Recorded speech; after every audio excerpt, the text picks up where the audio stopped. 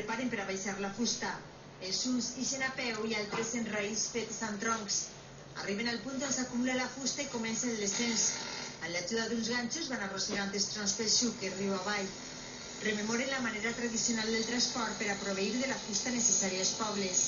Amb ella feien cases, mobles i utensilis per al camp.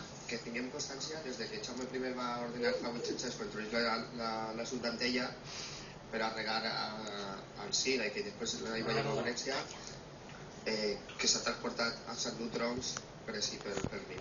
La conducció fluvial de troncs de fusta pel riu Xúquer va ser una pràctica habitual durant 8 segles. A 160 va acabar i des de l'any passat l'Ajuntament d'Antella està fent per recuperar-la. En arribar a l'assut es penten els troncs a la vora i els cavalls acaben la feina del transport. És el segon any que viuen esta tradició. L'any passat van tindre l'ajuda de raiers de Conca, Lleida i Navarra.